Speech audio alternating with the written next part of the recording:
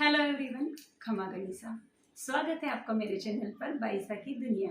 तो आज मैं आप लोगों से साफे से जुड़ी हुई एक बहुत ही इंटरेस्टिंग सी इन्फॉर्मेशन शेयर करूंगी। तो आई होप कि आप लोगों को इन्फॉर्मेशन पसंद आएगी। अगर इन्फॉर्मेशन पसंद आए तो एक लाइक ज़रूर कर दीजिएगा।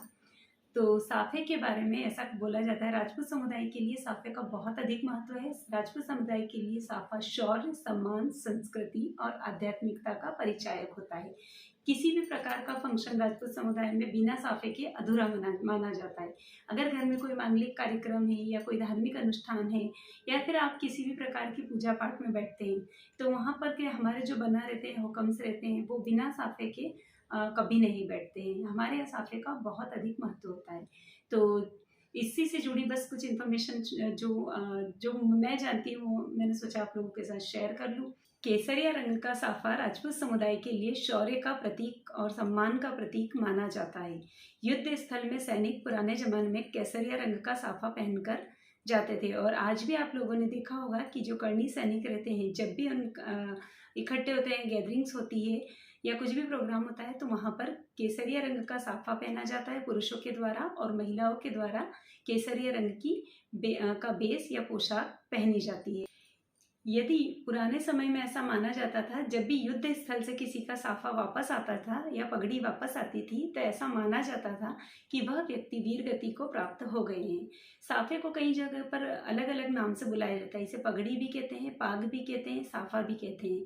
पुराने ज़माने के लोग सोने की किनारी वाले, तुर्रेदार या फिर लहरिया, पचरंगी, बहुत सारी वेराइटीज़ में साफे मिलते थे। तो पुराने ज़माने के लोग सोने की किनारी वाले साफे, गोटेदार साफे पहनते थे। साफे के बारे में ऐसा बोला जाता है कि किसी भी व्यक्ति के साफे को लांघना, उसे जमीन पर रखना उस व्यक्ति के लिए बहुत ही अपमानजनक बात मानी जाती है।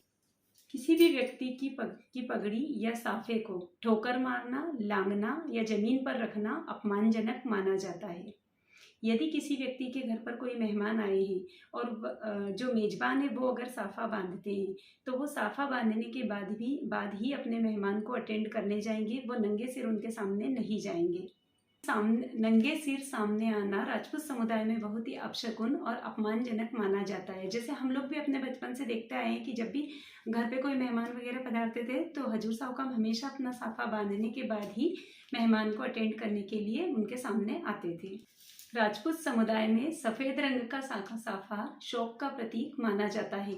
जब भी परिवार के मुखिया की मृत्यु होती है तो जो परिवार का सबसे बड़ा बेटा है, ज्येष्ठ पुत्र है, उनको पगड़ी की रस्म के दिन उनको सफ़ेद रंग का साफा बांधा जाता था और घर का मुखिया नियुक्त किया जाता है। हालांकि कई समुदाय में सफ़ेद रंग का साफा नॉर्मली भी पहनते हैं, बट राजपूत समुदाय में सिर्फ शौक के समय ही सफ़ेद साफा पहनते हैं।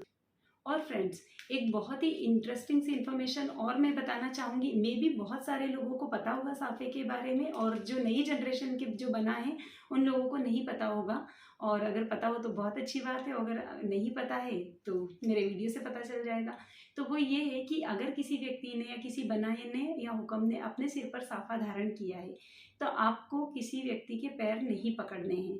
अगर आपको आपसे वो बड़े हैं तो आप उनको वंदन कर सकते हो, नमस्कार कर सकते हो, क्षमागणी कर सकते हो, लेकिन उनके चरण स्पर्श नहीं करने।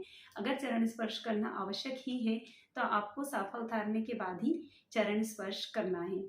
तो फ्रेंड्स, ये थी कुछ जानकारियाँ जो मुझे पता थी तो मैंने आप लोगों से शेयर की। तो जो भी बड़े बुजुर्ग, हो सकता है कि इसमें कुछ भी करेक्शन हो तो प्लीज़ वो मुझे करेक्ट कर सकते हैं। और जो मैंने अपने लेवल पर जो इन्फॉर्मेशन थी वो मैंने आप लोगों से शेयर करी। तो कमेंट सेक्शन में कमेंट करके ज़रूर बताइएगा आप लोगों को मेरी इन्फॉर्मेशन कैसी लगी, और वीडियो अच्छा लगा हो तो लाइक करना, शेयर करना और चैनल को सब्सक्राइब करना। जय मां करणी। मिलते हैं नेक्स्ट अच्छे से वीडियो में कुछ और अच्छी सी जानकारी लेकर।